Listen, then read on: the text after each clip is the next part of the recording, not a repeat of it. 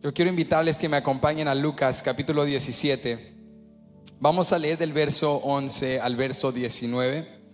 Cada domingo es el privilegio de mi vida poder abrir este libro sagrado con ustedes y estudiar la palabra, y cada vez es emocionante. Pero debo decirles que hoy en particular tenemos una historia tan impactante, porque es una historia sencilla que todos vamos a entender.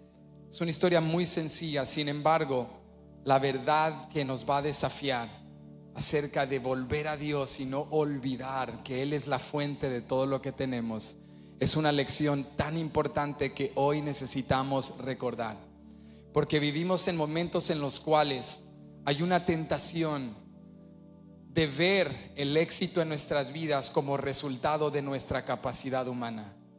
Pero ¿cuántos saben que no estamos donde estamos ni somos quienes somos por nuestras fuerzas? Es por Jesucristo. Entonces en Lucas 17, verso 11 al 19 vemos una historia de un hombre que aprendió a no olvidar la fuente de su nueva vida. Mira esto, dice aquí: yendo Jesús a Jerusalén, pasaba entre Samaria y Galilea. Y al entrar en una aldea le salieron al encuentro 10 hombres leprosos, los cuales se pararon de lejos y alzaron la voz diciendo: Jesús, Maestro, ten misericordia de nosotros. Cuando él los vio, les dijo: id, mostraos a los sacerdotes. Y aconteció que mientras iban, fueron limpiados. Entonces uno de ellos, viendo que había sido sanado, volvió glorificando a Dios a gran voz, y se postró rostro en tierra a sus pies, dándole gracias. Y este era samaritano. Respondiendo Jesús dijo: ¿no son 10 los que fueron limpiados? ¿Y los 9 dónde están? No hubo quien volviese y diese gloria a Dios, sino este extranjero. Y verso 19. Y le dijo: levántate. ¿Qué le dijo? Levántate, vete, tu fe te ha salvado. Yo quiero hablarte hoy bajo el tema que más que un tema es como una convicción personal. Y nuestro tema de hoy es: no olvidaré la fuente. Di conmigo: no olvidaré la fuente. Inclina tu rostro conmigo y vamos a orar. Padre, te damos gracias por este día. Gracias por tu palabra y por tu presencia. Gracias porque nos hablas siempre a tiempo. Danos convicción en este día para entender que todo lo que tenemos y todo lo que somos es gracias a ti. Que nunca olvidemos que tú eres la fuente de la nueva vida que hoy disfrutamos. Enséñanos hoy el valor, la importancia y el impacto de la gratitud, de la apreciación, de la devoción, de la honra. Guía nuestro corazón a ti, porque cuando vamos a las fuentes equivocadas resultamos sedientos, pero cuando venimos a ti siempre terminamos saciados. Háblanos en este día.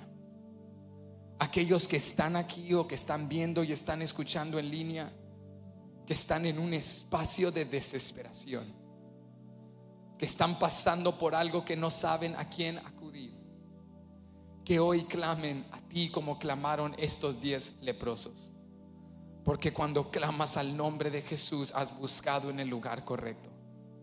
Cuando inviertes en el reino de los cielos has invertido en el lugar correcto.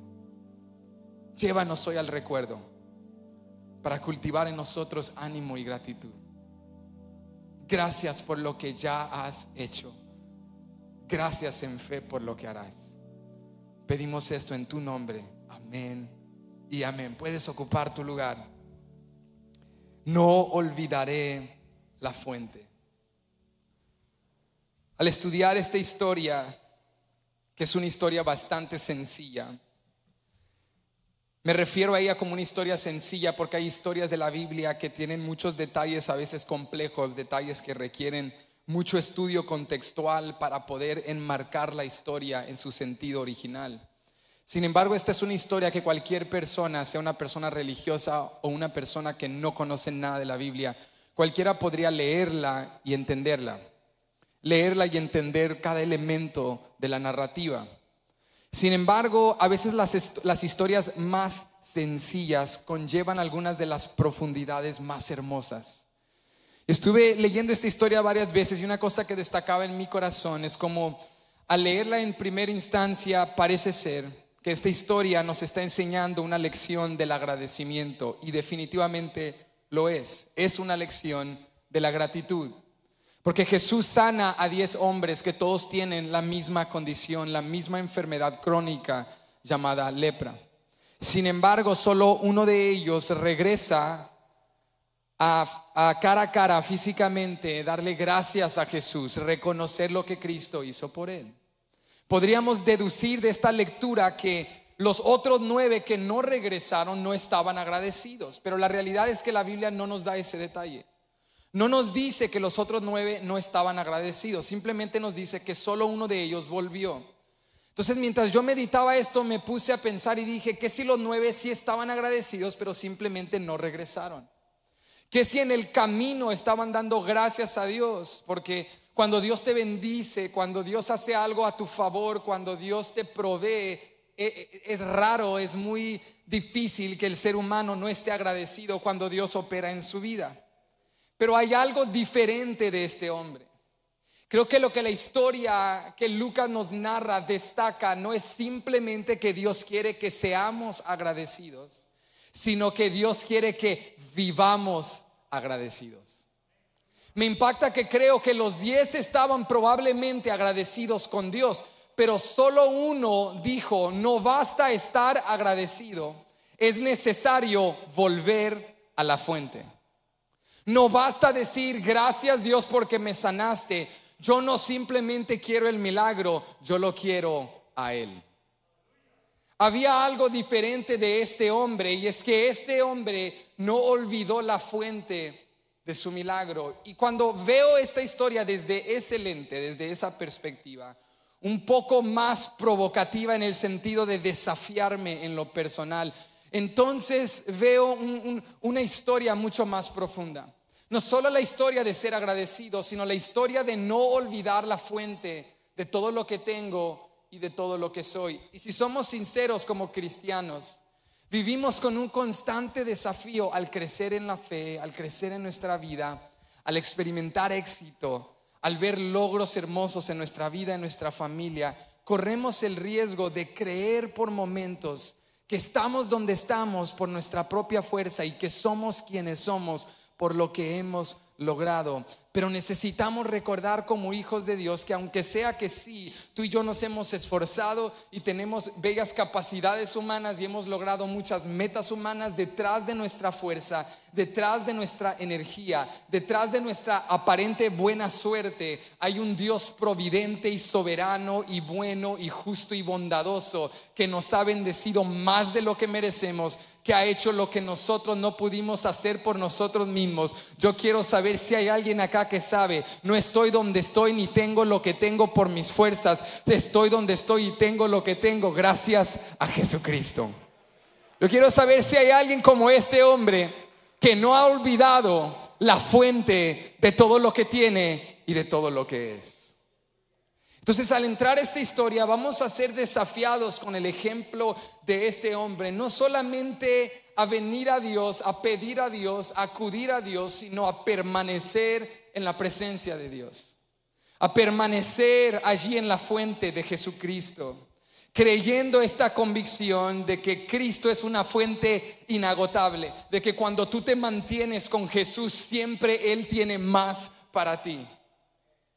Él no va a ser débil, Él no va a fluctuar, Él no va a carecer en algo, Él siempre tiene más para nosotros. Lo primero que aprendemos en esta historia, al entrar a la situación desesperada de estos 10 hombres enfermos, es que si tú y yo queremos mantenernos allí en esa fuente que es Jesucristo, lo primero que tenemos que hacer es recordar dónde estábamos cuando Él nos encontró. Vuelve conmigo al verso 11 y 12. Y dice aquí: yendo Jesús a Jerusalén, pasaba entre Samaria y Galilea. Y al entrar en una aldea, le salieron al encuentro 10 hombres leprosos, los cuales se pararon de lejos.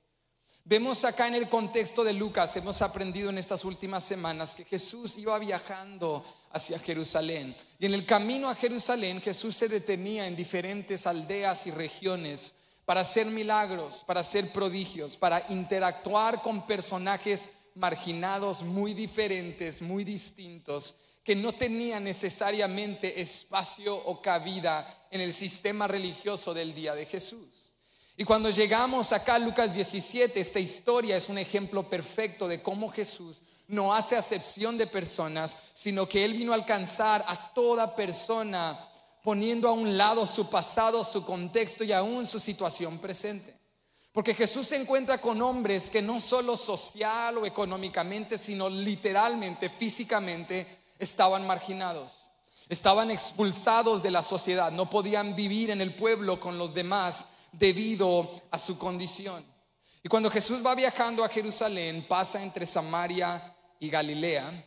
Esa frase es interesante porque me puse a estudiar y realmente no hay una región entre Samaria y Galilea. Es como decir que estás caminando en una frontera, es o estás en Samaria o estás en Galilea. Pero es como que Lucas nos está describiendo una tierra de nadie.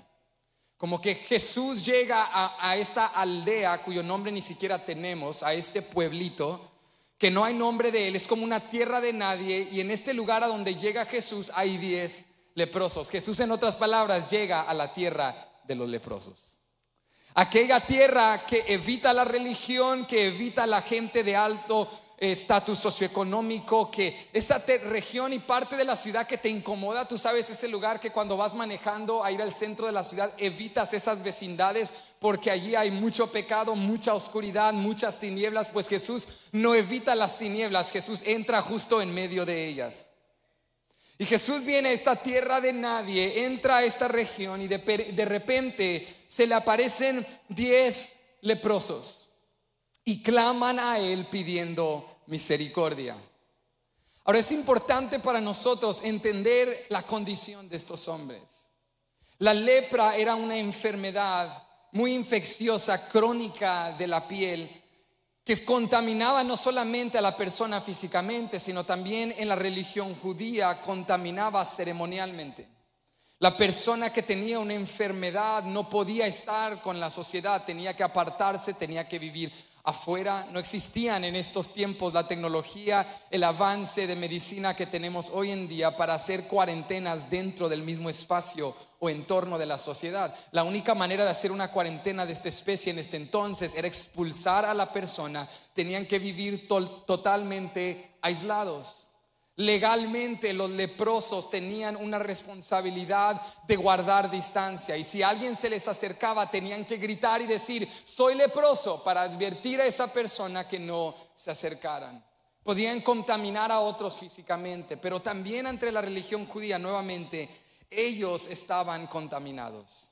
Nunca podían acercarse a un espacio religioso, no podían acercarse a ninguna otra persona, sino que la condición física los limitaba también en el ámbito espiritual. En otras palabras, para una persona tener lepra era como recibir una sentencia de muerte. Si tú eras contaminado con esta enfermedad, perdías a tu familia, perdías tus relaciones, vivías marginado, no tenías acceso a nadie, eras religiosamente inmundo.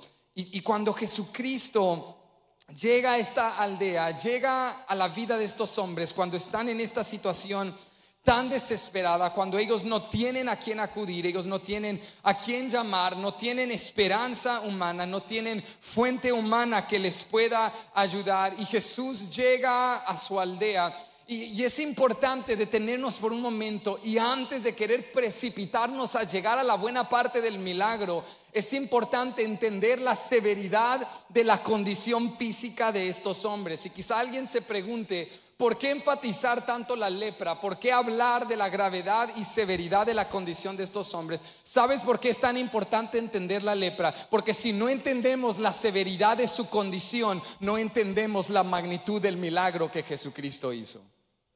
Hay gente que viene a Dios y tienen poco agradecimiento porque tienen poco conocimiento de su condición en el pecado. Pero cuando tú entiendes la severidad de tu pecado, tienes tanta gratitud en tu corazón, porque si tu pecado era grande, entonces el perdón y el sacrificio de Dios hacia ti fue grande. Cuando tú has sido perdonado en mucho, amas y agradeces mucho.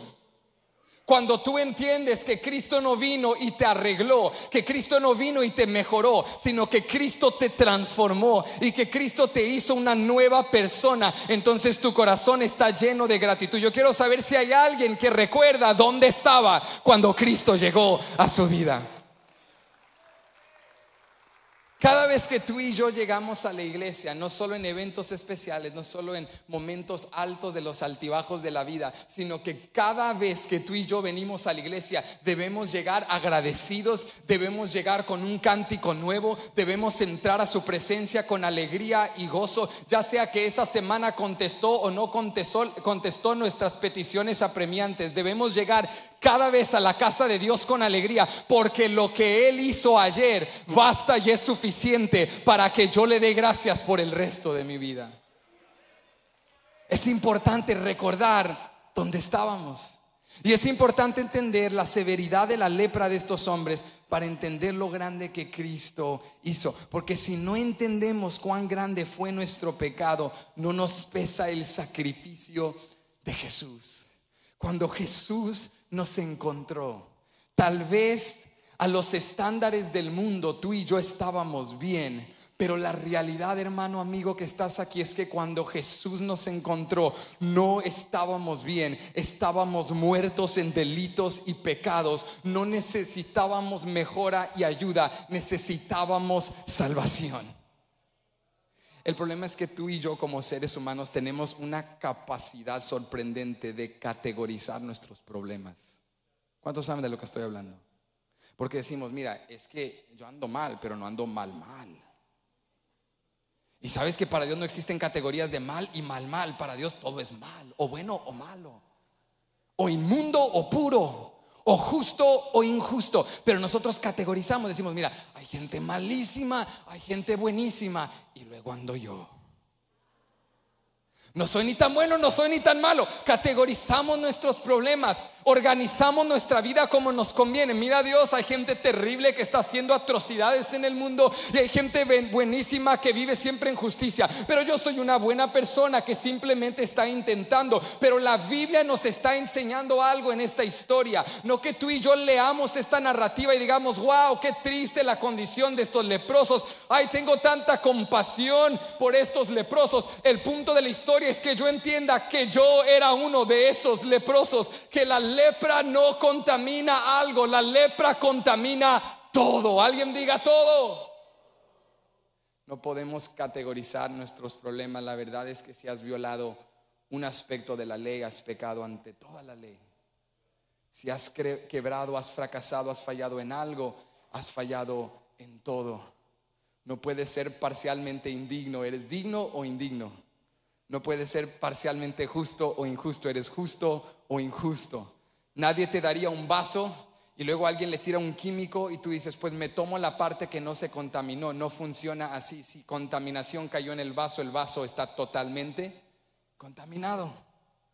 Cuando Jesús llega a la vida de estos hombres, estaban en una condición de desesperación y necesitaban más que ayuda, necesitaban más que un milagro, necesitaban el poder sobrenatural de Dios. Y es aquí donde algo hermoso sucede en la historia, porque la vida de estos hombres ha sido triste, la vida de estos hombres ha sido trágica. No sabemos en qué punto de su vida fueron contaminados con esta enfermedad, si fue desde niños o en su juventud o de adultos, pero es muy probable que la mayoría de ellos hayan perdido familias, hayan perdido matrimonios, hayan perdido su estatus social y están en esta condición de desesperación. Pero luego llega Jesús. ¿Cuánto le dan gracias a Dios que Jesús llegó a tu vida? Luego llega Jesús, y cuando Jesús llega todo cambia. Por eso no podemos olvidar dónde estábamos cuando Cristo llegó. Mira a alguien que está a tu lado y dile: no olvidaré. Dile: no olvidaré. No olvidaré dónde estaba y lo que Cristo hizo por mí. Jesús llega y se encuentra con estos hombres que estaban viviendo con una condición tan terrible. Y sabes, cuando yo medito en esto, a veces viene un sentimiento humano como decir: no, pues ¿para qué recordar si ya no estoy allá, ya no estoy en esa situación? ¿Por qué debo recordar dónde estaba? Y déjame decirte que la Biblia nos habla tanto de la importancia del recuerdo.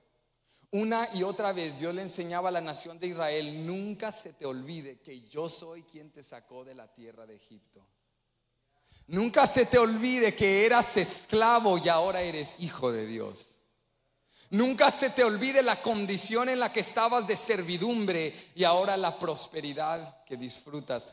Dios nos lleva al recuerdo, no porque Dios quiere que vivamos avergonzados o con culpabilidad. Dios nos lleva al recuerdo porque el recuerdo te conduce a la gratitud.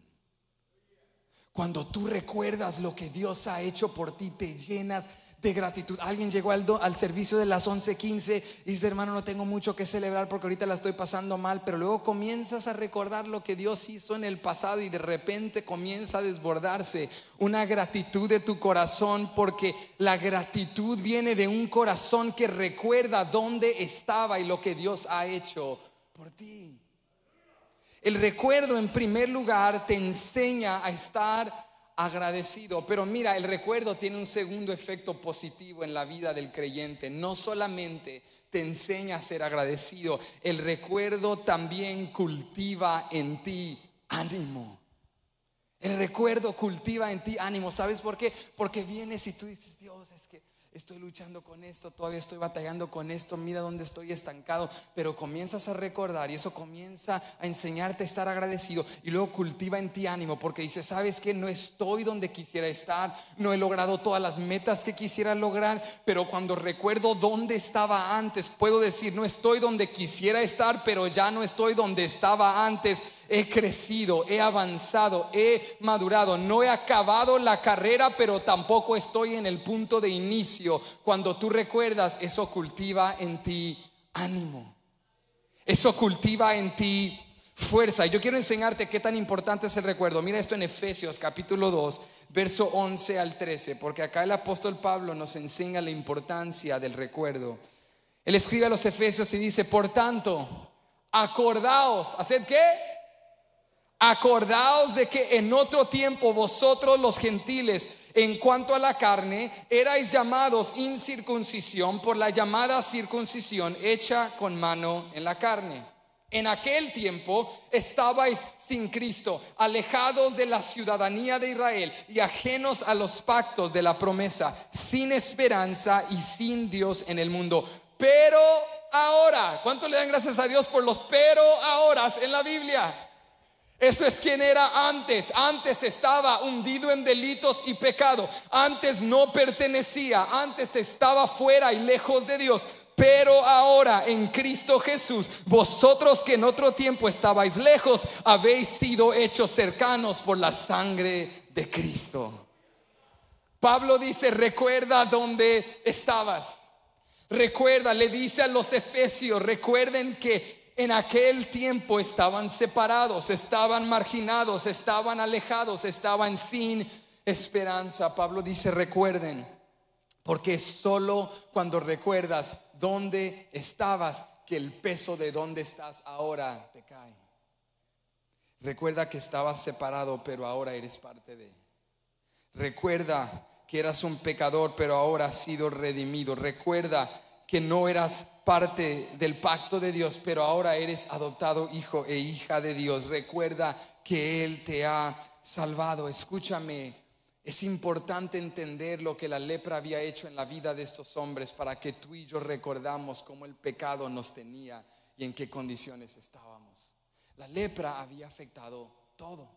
La lepra no solo había afectado su condición física, la lepra había afectado sus sueños, había afectado sus posibilidades de un nuevo futuro, había limitado sus relaciones, había afectado toda su vida en su totalidad. Y cuando Jesús llega a la aldea, estos hombres en su desesperación hacen lo único que pueden hacer, y es que claman a Jesucristo. Lo primero que aprendimos es que tú y yo necesitamos recordar dónde estábamos, pero lo segundo que aprendemos de estos hombres es que aunque ellos recordaron dónde estaban y vieron su condición de desesperación, no se quedaron allí, clamaron para un nuevo futuro. Mira esto en el versículo 13, dice el verso 13: y alzaron la voz diciendo: Jesús, Maestro, ten misericordia de nosotros.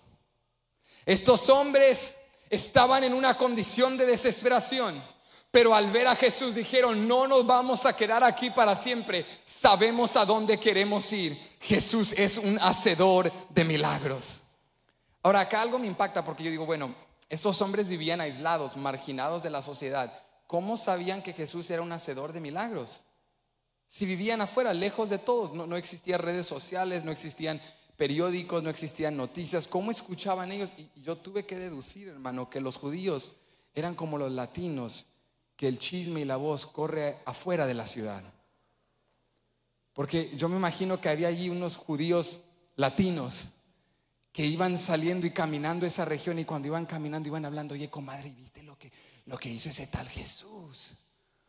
Y esto y aquello, y dicen que hace milagros, y la voz se corría fuera de la ciudad. Y cuando gente viajaba probablemente por esa aldea, hablaban, y los leprosos a una distancia escuchaban estas palabras acerca de este hacedor de milagros. Y cuando Jesús viene, ellos probablemente lo ven como buena suerte. Dicen: wow, qué increíble que Cristo camine por nuestra aldea. Porque dice la Biblia que Jesucristo ni siquiera les estaba prestando atención. Es cuando ellos claman a Él que Él los vio, pero Él ni siquiera los estaba viendo. Jesús iba en su camino, y ellos al ver a Jesús lo identificaron, reconocieron quién era y gritaron a alta voz: Jesús, Maestro, ten misericordia de nosotros. Creían que Jesús tenía el poder para hacer algo en sus vidas.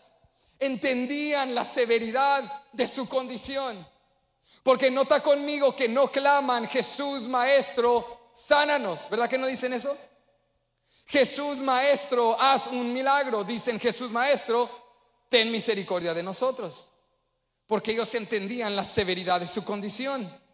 No solamente estamos enfermos, somos inmundos.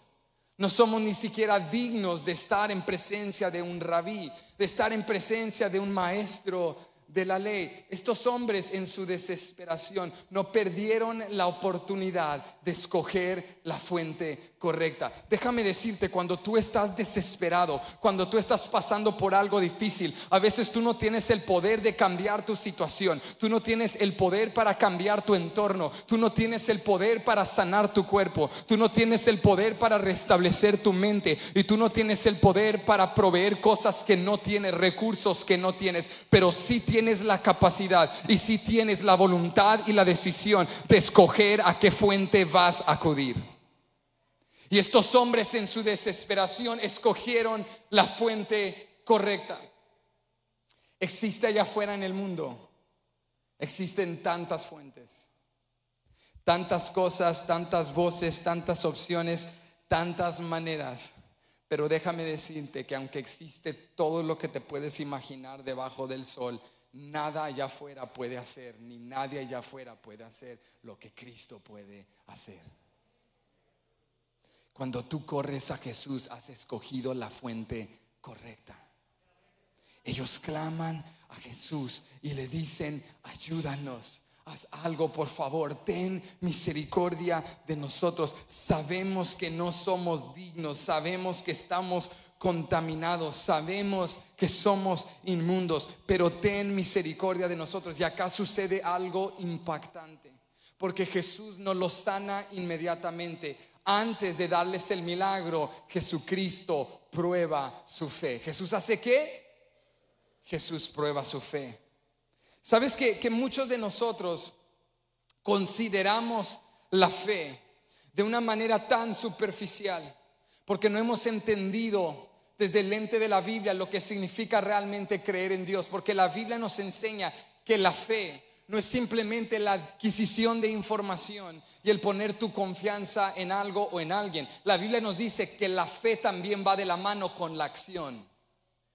La fe no es simplemente decir creo en ti. La fe es decir creo tanto en ti que si tú das la palabra, yo me muevo basado en tu palabra.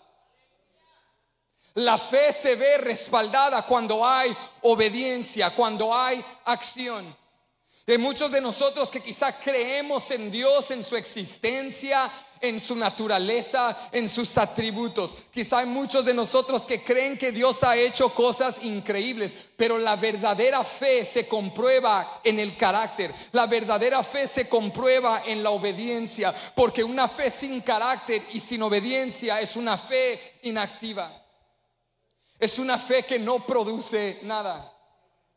Pero la fe que va correspondida con carácter, la fe que dice yo no solo creo que Él es un sanador, yo creo que Él realmente puede hacer algo, y lo creo tanto que estoy dispuesto a gritar y clamar: Jesús, Maestro, ten misericordia de mí. Tú tienes que entender el costo detrás de ese clamor, porque para estos hombres, si Jesucristo no tenía la compasión y el amor que Él tenía, para estos hombres gritarle hacia un rabí, a un maestro de la ley, les podía costar ser apedreados, les podía costar algo. Había un costo detrás de esa fe, de clamar a Jesús y de creer que ellos podían acercarse a Él, que Él podía hacer algo a su favor. Tenían una fe activa. Y déjame recordarte hoy acerca de la importancia del carácter de determinación y la obediencia con la fe, porque Dios no va a obrar en mi vida si yo no estoy dispuesto a obedecer su palabra. Dios no va a obrar en mi vida si no estoy dispuesto a caminar por fe. Mira esto conmigo en el verso 14. Dice el verso 14: cuando Él los vio, ¿ves eso? Él ni siquiera los estaba viendo, Él iba caminando a Jerusalén, pero ellos le gritan: Jesús, Maestro, ten misericordia de nosotros. De repente Jesús se voltea, los identifica. Cuando Él los vio, les dijo, ¿qué les dijo? Id, mostraos a los sacerdotes. Y aconteció que mientras iban, fueron limpiados. ¿Lo captaste? ¿Qué dice el texto? ¿Cuándo fueron limpiados? Mientras iban. No antes, sino mientras. No antes, sino en el proceso. No antes, sino en el acto de creer y luego obedecer. Mientras iban. Si yo quiero ver la bendición de Dios, mientras voy, Él me va a bendecir. Si yo quiero que Dios me prospere, mientras invierto, Él me va a prosperar. Si yo quiero que otros me amen, mientras amo, ellos me van a amar. Pero es que nosotros tenemos un concepto con Dios de que queremos que las bendiciones precedan la obediencia. Decimos: Dios, bendíceme para que yo pueda dar. Y Dios dice: hijo, da y yo te bendeciré.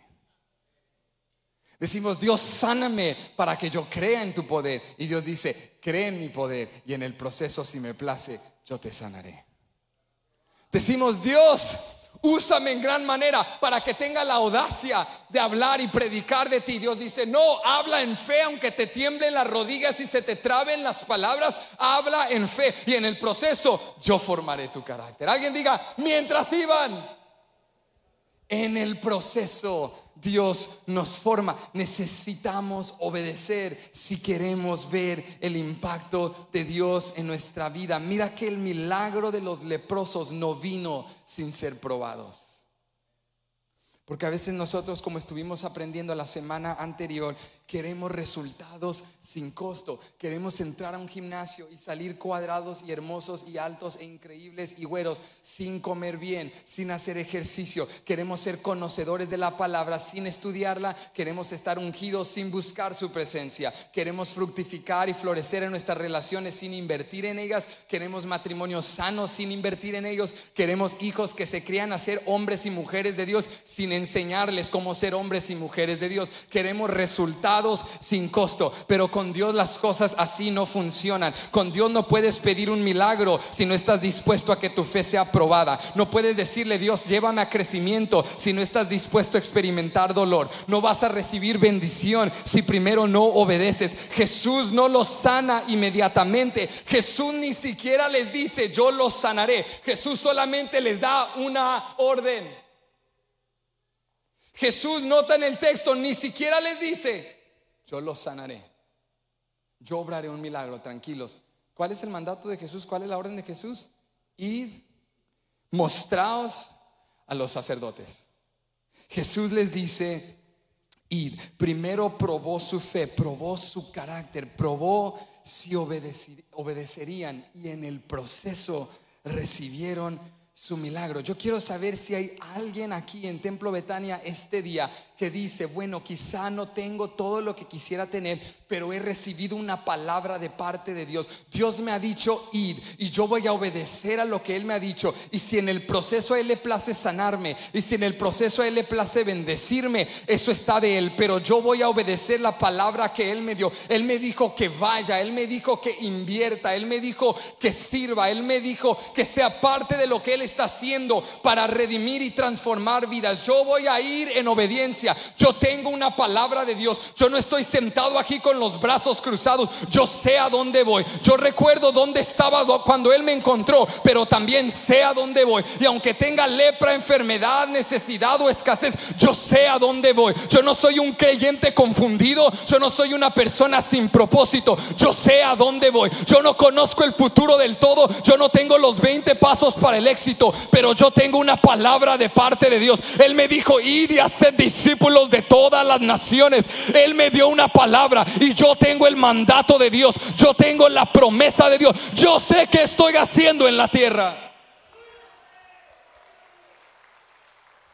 Si tú eres un hijo de Dios, si tú llegas a la iglesia confundido, con un interrogante en tu cabeza, diciendo: yo no sé cuál es mi llamado, yo no sé cuáles son mis dones espirituales, yo no sé cuál es mi propósito, tú necesitas despertarte hoy en el nombre de Jesucristo. Porque aunque los hijos de Dios tenemos necesidades, y los hijos de Dios pasamos pruebas y tenemos desafíos, ciertamente hay una cosa que ningún hijo de Dios debe tener, y eso es confusión. Yo tengo una palabra de parte de Dios. Yo tengo un mandato de parte de Dios. Quizás sea leproso en este momento, pero tengo una palabra de ir, y yo sé a dónde voy. Es que una persona determinada que tiene propósito de parte de Dios, escúchame, nada ni nadie lo detiene. Nada ni nadie lo detiene.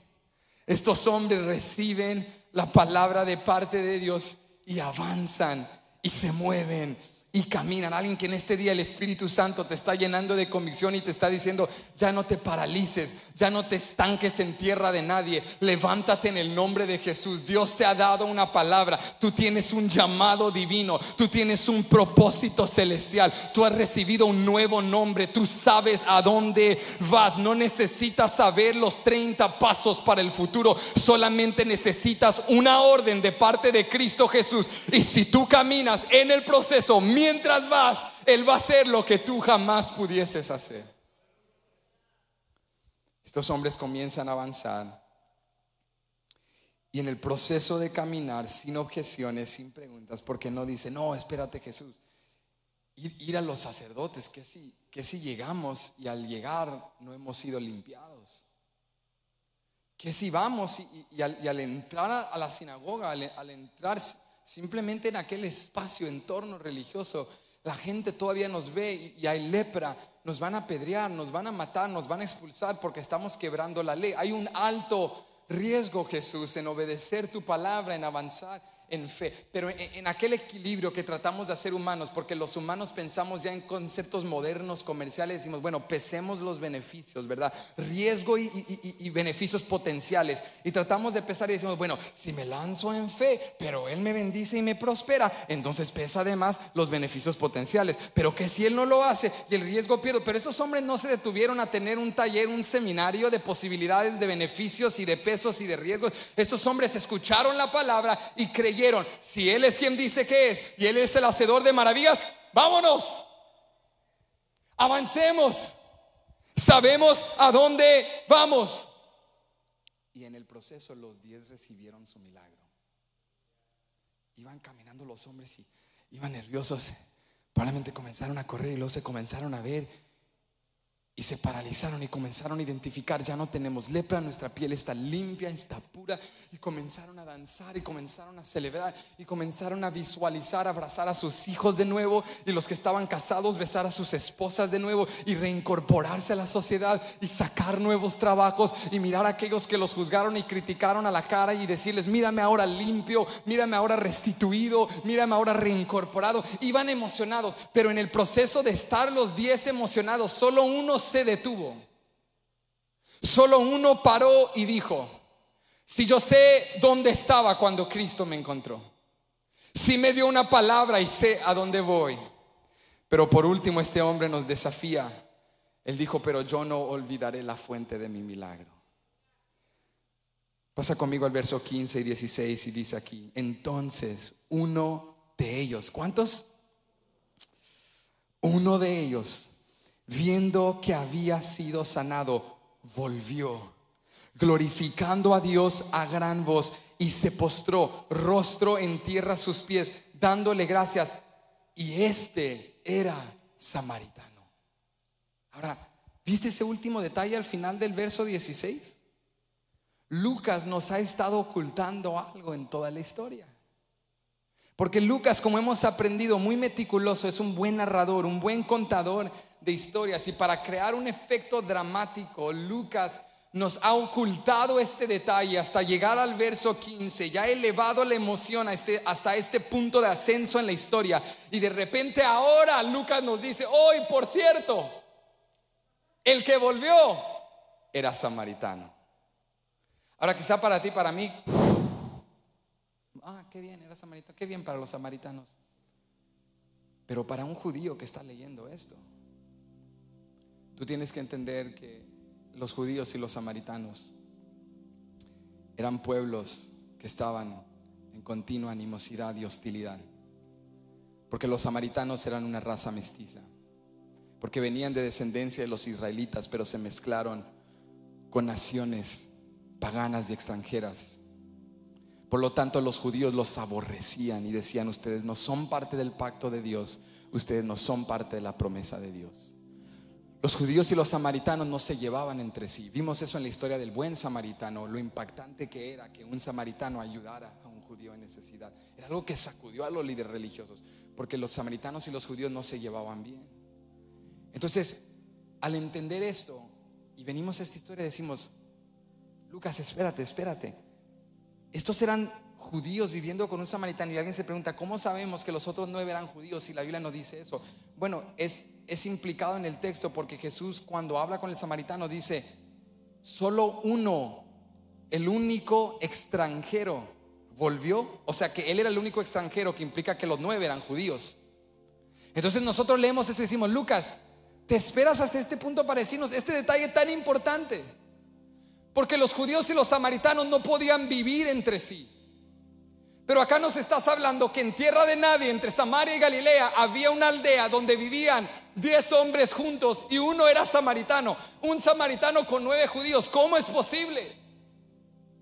La verdad es que Lucas nos está enseñando algo: que la enfermedad, como el pecado, es un nivelador de los hombres. Porque la enfermedad no hace acepción de personas. La enfermedad no dice: es que tú ganas en figuras de 6 números, es que tú estás en esta escala de impuestos, a ti no te puedo tocar. Y el COVID no viene y dice: has sido una buena persona esta semana, entonces no te voy a contaminar a ti. La enfermedad, como el pecado, no hace acepción de personas. En las regiones de Samaria y de Galilea se separaban los judíos y los samaritanos. Pero en tierra de nadie, en tierra de leprosos, allí no eres ni samaritano ni judío, allí eres leproso. ¿Sabes qué nos está diciendo la Biblia? No importa tu pasado, tu contexto, qué has hecho, de dónde vienes. Ante Dios hay pecadores en necesidad de Cristo y pecadores que han sido redimidos por la sangre de Cristo Jesús.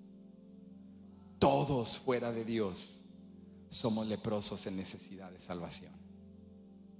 Lucas nos dice, mira, de los 10 había un samaritano, y este es el único que regresó para dar gracias. Este es el único que vino con un corazón realmente agradecido para honrar a Jesús por lo que Jesús había hecho en él.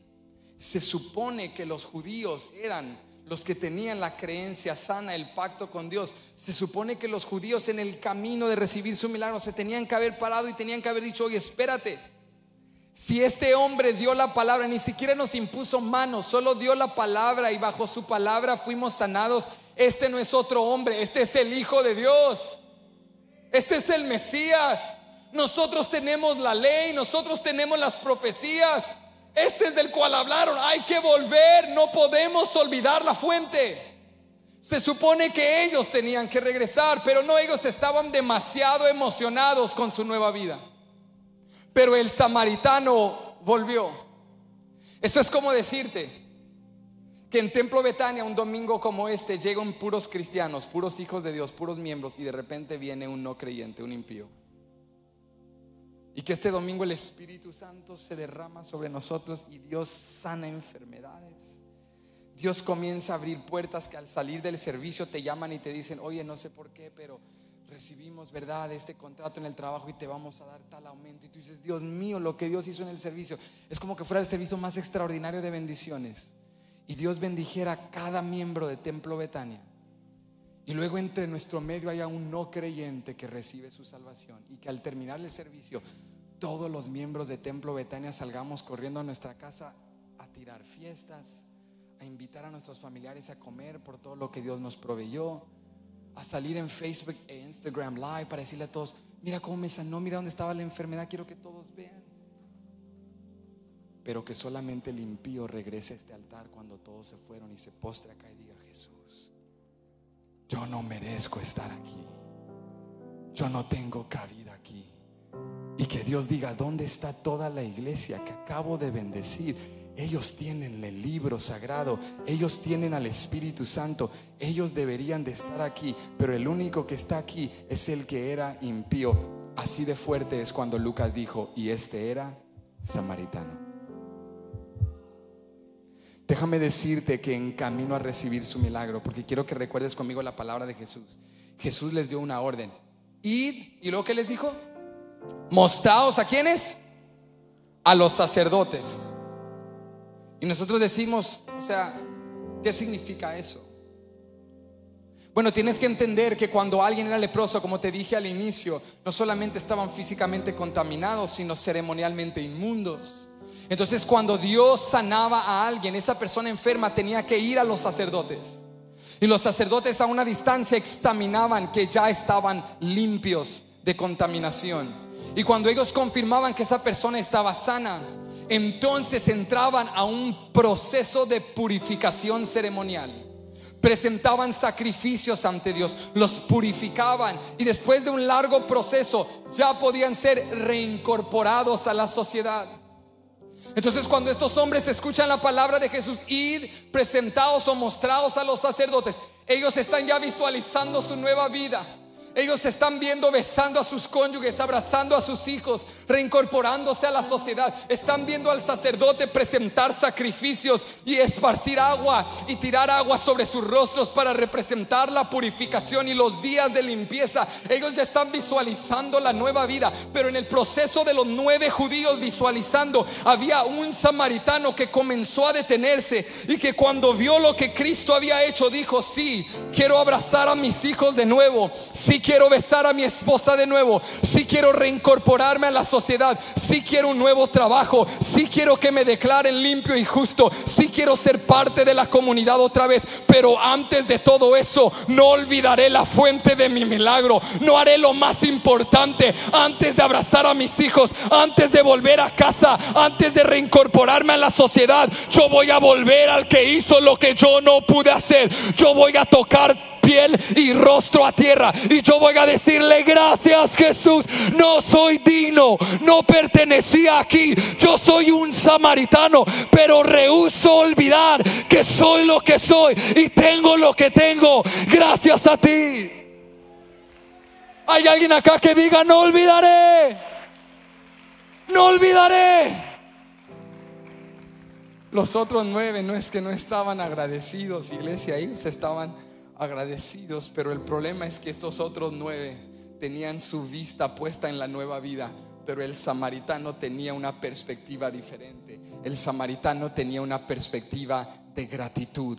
No puedo entrar a la nueva vida sin antes volver y regresar y honrar y glorificar a aquel que me la dio. El samaritano tenía una perspectiva totalmente distinta, porque mientras ellos caminaban a su nueva vida, él dijo: sí, yo recuerdo dónde estaba, sí, yo sé a dónde voy, sí he sido sanado, sí tengo una nueva vida, pero no olvidaré la fuente, no olvidaré quién lo hizo por mí. Tú y yo podemos caer en la sutileza de creer momentáneamente: estoy aquí por mi fuerza, estoy aquí por mi sabiduría. Pero el Hijo de Dios que vive a los pies de Jesucristo entiende: yo no puedo olvidar la fuente de mi vida nueva, de mi vida abundante. No es por mi fuerza, no es por mi conocimiento, no es mi dinero, no es mi trabajo, no son las oportunidades, es Jesús. Él es la fuente de todo lo que tengo. Y mira, dice la Biblia que cuando el samaritano se detuvo, volvió gritando. ¿Cómo? Gritando. Volvió con tanto entusiasmo, tan agradecido, gritando a alta voz, glorificando a Dios como sea. Parecía loco, ¿te lo puedes imaginar? Corriendo en la carretera, hablándole a plantas porque no había nadie. Tu árbol, glorifica a Dios. Piedras, exalten el nombre de Él, porque Él me purificó. Este hombre parecía que había perdido su mente.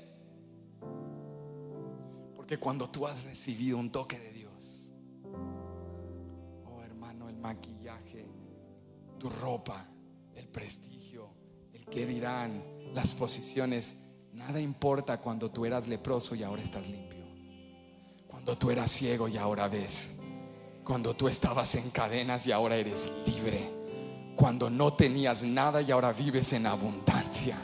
Eso te hace gritar, eso te hace cantar un cántico nuevo, eso te hace levantar tus manos un domingo como por las 11:15 de la mañana y decir: Él es digno de toda la honra y toda la gloria por todos los siglos, porque Él es la fuente de todo lo que tengo y Él es la fuente de todo lo que soy. Y yo me hago la pregunta: ¿qué tenía de diferente este hombre? ¿Por qué él podía ver la importancia de no olvidarse de la fuente que los demás no pudieron ver? ¿Qué tenía este hombre? Y te dejo con esto. Yo creo que este hombre tenía una perspectiva de gratitud. Di conmigo: perspectiva de gratitud. ¿Cuántos acá tienen una perspectiva de gratitud? Algunos que dicen: hermano, quiero tenerla, pero no sé lo que eso significa. Pues ahorita te lo voy a explicar para que veas si lo tienes o no, y si no lo tienes, para que hoy lo tengas. ¿Cuántos dicen amén? Este hombre tenía una perspectiva de gratitud. Mira, cuando yo estaba en la universidad, yo tomé un curso que se llamaba Arte y Cultura. Y antes de tomar este curso, voy a ser sincero contigo, yo no tenía mucha apreciación por el arte. Pero después de este curso, mi perspectiva cambió para siempre. Porque yo creo que para entender la perspectiva de gratitud de este hombre, tenemos que hacer una pregunta que se escucha como una pregunta, digamos, francamente tonta, pero ahorita la vamos a entender. Y es la pregunta: ¿qué ves cuando ves? Pregúntale a la persona que está a tu lado: ¿qué ves cuando ves? Y lo dile así como que fuera una pregunta tonta: pues lo que veo. Pues lo que veo. ¿Qué quieres que vea? La pregunta es: ¿qué ves cuando ves? ¿Qué vio este hombre cuando vio su milagro que los otros 9 no vieron? Te comentaba que yo tomé un curso en la universidad que se llamaba Arte y Cultura. Y cuando estaba tomando este curso, recuerdo que el primer día nuestro profesor comenzó a pasar imágenes de todas estas obras de arte que se han destacado y celebrado a lo largo de la civilización, desde la era prehistórica hasta la posmodernidad, y comenzó a enseñar todas estas obras de arte. Yo recuerdo que a primera impresión, al verlas, yo decía: pues no entiendo cuál es el rollo con todas estas cosas. ¿Por qué la gente paga miles de millones de dólares por estas obras de arte? Pero es porque yo no tenía una apreciación por arte, porque mis ojos no habían sido entrenados. Pero a lo largo del curso el profesor nos enseñó a entender el proceso detrás de cada una de esas obras de arte.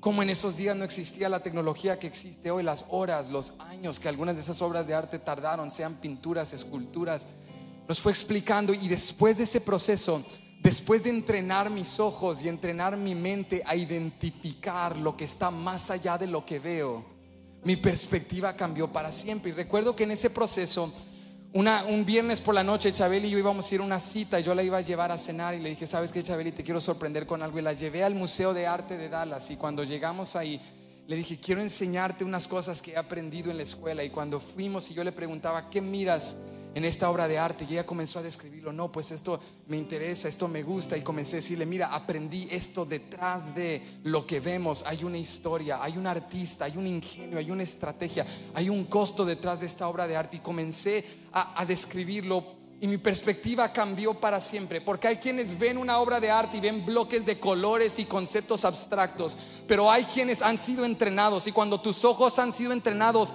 ves no solo lo que otros ven, ves detrás de la superficie, ves algo mayor.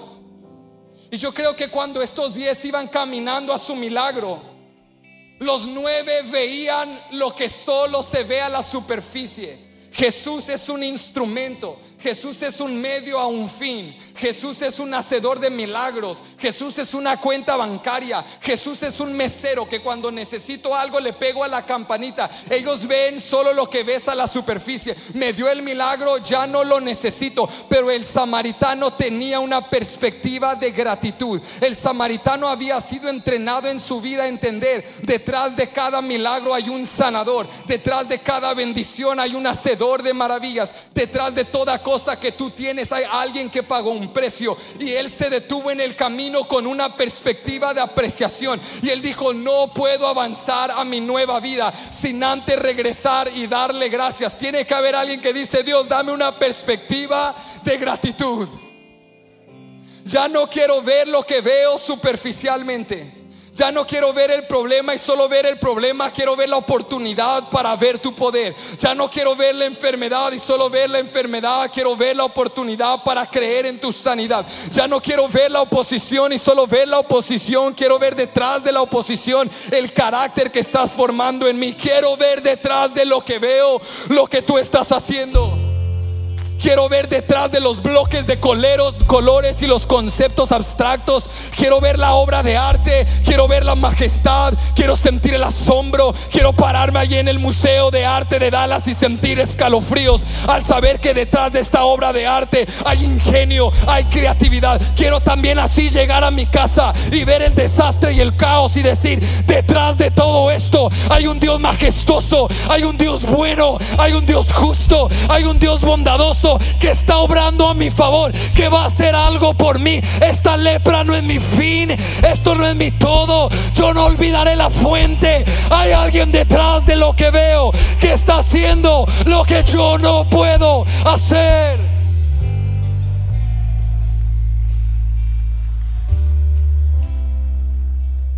El samaritano vio más. Y déjame cerrar con esto: cuando tú no olvidas la fuente, cuando tú ves más detrás de la superficie, cuando tú vuelves a Él, cuando tú corres a la fuente siempre tiene más para ti. Él es la fuente inagotable.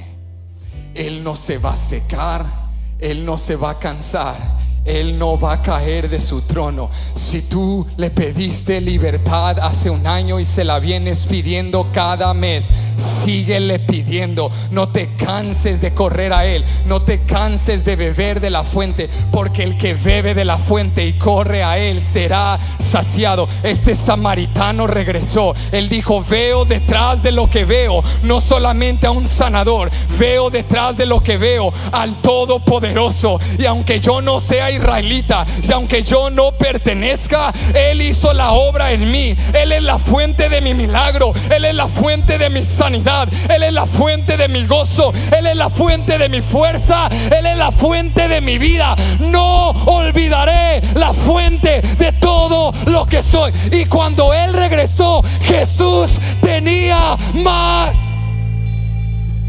No, es que necesitas verlo. Verso 17 dice, o sea, él regresó, puso frente al suelo.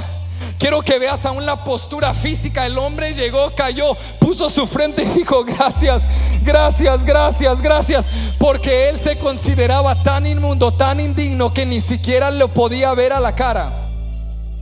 Y quiero que veas la primera palabra que salió de la boca de Jesús. Respondiendo, Jesús le dijo: ¿no son 10 los que fueron limpiados? ¿Y los 9 dónde están? No hubo quien volviese y diese gloria a Dios, sino este extranjero. Ahí él se está hablando a sí mismo. Y luego mira al hombre postrado en el suelo y le dijo, verso 19, ¿qué le dijo? ¿Qué le dijo? Alguien que lo diga como que lo estás creyendo para tu propia vida. ¿Qué le dijo? Levántate, vete, tu fe te ha salvado. El hombre vio más de lo que vieron los 9 judíos. Él vio no solo a un sanador, él vio al Todopoderoso. Y cuando él regresó a la fuente siempre tiene más para ti. 9 recibieron sanidad, pero solo 1 recibió sanidad y salvación. Cuando tú vuelves a la fuente tiene más para ti. Levántate, ya no pongas tu rostro en la tierra. No eres basura, no eres alguien extranjero, no eres solo un samaritano. Ahora eres un hijo de Dios. No solo tienes tu milagro, ahora tienes salvación. No solo sané tu piel, voy a sanar tu alma, voy a sanar tus relaciones, voy a sanar toda tu vida. Levántate, vete, tu fe te ha salvado. Vuelve a la fuente tiene más para ti. Él tiene más para ti. Él dijo: no olvidaré, no olvidaré, no olvidaré. Y cuando regresó, recibió más de lo que había pedido. No olvides la fuente de todo lo que tienes.